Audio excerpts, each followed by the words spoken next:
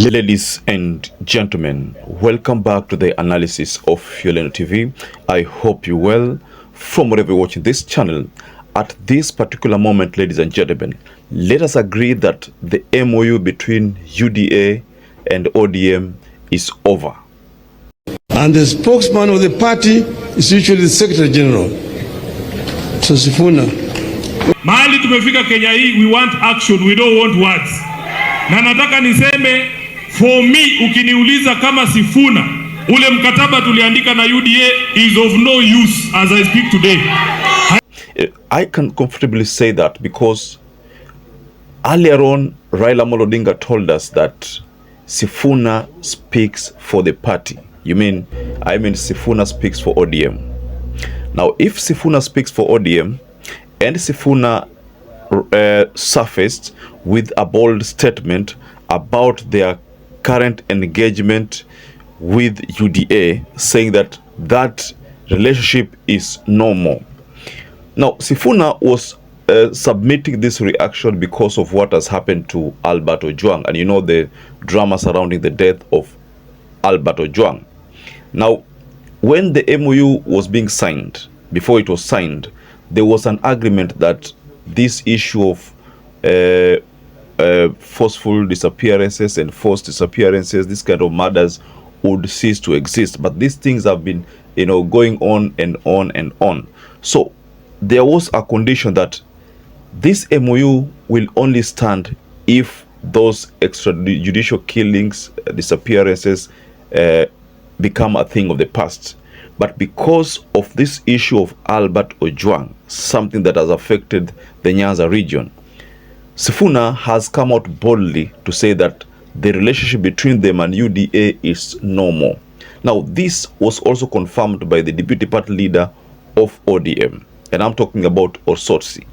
So if Raila said that Sifuna speaks for the party, and Sifuna has already spoken for the party, that the party is not with William RUTO. So this can comfortably mean that UDA and Kenya Kwanza wameachwa kando peke yao.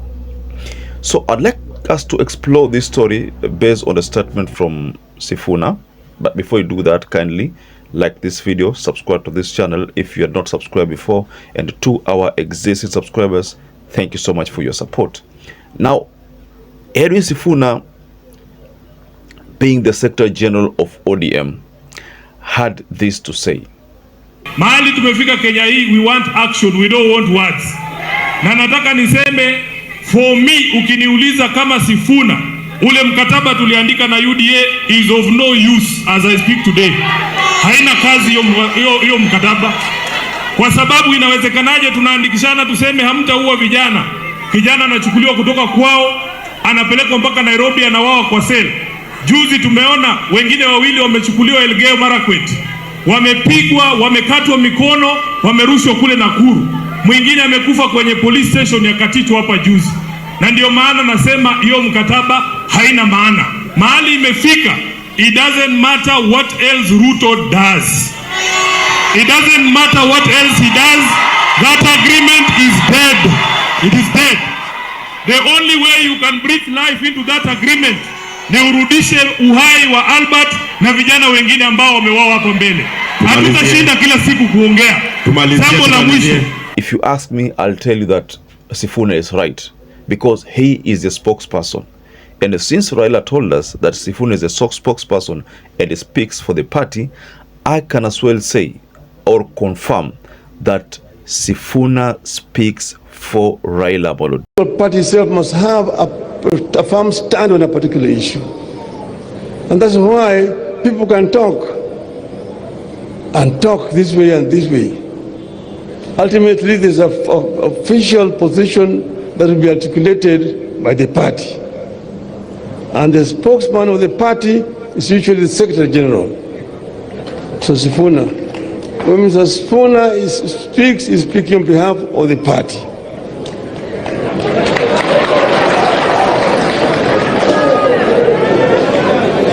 But then Mr. Sifuna saa ingine hapana kwa chungu sana. because honestly speaking, ever since this issue of Albert Ojwang surfaced, Raila has been missing in action. I only remember him sending a message on X trying to condemn the killing, but he has remained quiet. In fact, that's why many people blame him for that silence. But he knows why he's doing it. So I think he is quiet, but choosing to use people like Osotsi, people like EDWIN Sifuna to speak for the party. Now, what is happening here, ladies and gentlemen, is that the relationship between ODM and UDA, according to Mimi, hiyo ni kitu imeisha. I don't know how many of you believe that bado hiyo marriage iko, lakini that political marriage is as good as dead, you know? Ni kitu ambao tunasema kwamba imeisha kabisa because of the condition. You see, there was a condition that it can only exist if certain things are done. You see, the only way that the president can salvage himself from this predicament is to force DIG to resign. By doing that, Ruto shall have convinced the ODM faction that he stands with them on this matter.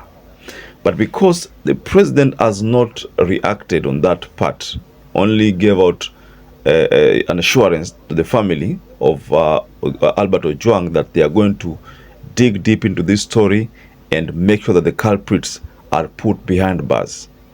Of course, we cannot say that nothing's being done. Of course, there are arrests which have been done, investigation has been heightened, and the matter is already in court. So we can as well say that something is being done. But what do Kenyans want? If you go everywhere, social media, you know, in all pages, you get to understand that people want the DIG to resign. Now, the DIG is unmoved based on the statement that came from Standard. Unmoved. You know, it's not bothered by these arrests. So, people are beginning to get confused here because, of course, he made that, he actually launched a complaint about mtu anamharibia jina, but then he is not moved. He has not reacted negatively, positively. It's just mum. So one would easily think that maybe the DIG is innocent, or maybe he's guilty. Nobody knows whether he's guilty or not guilty, but we know that hii story ilianzia kwa yeye alilalamika, but he's okay kulalamika. So, ladies and gentlemen, based on the statement from Sifuna, Osotsi, and other leadership of ODM, do you think Ruto na Raila bado ile arrangement yao iko? Ama ni tu sasa ni wale tu mawaziri wafanye kazi, lakini there is nothing that can happen in terms of any alliance, yani tuseme kwamba hiyo coalition haiwezi kuwa, because the plan was that if at all UDA wakitii hayo maelewano, then they could as well go ahead and form a coalition, but because that has been contravened, hii mambo ya mauaji ya Albert imeharibu mpangilio kabisa. Sifuna is delivering a message to the team of UDA kwamba wako peke yao.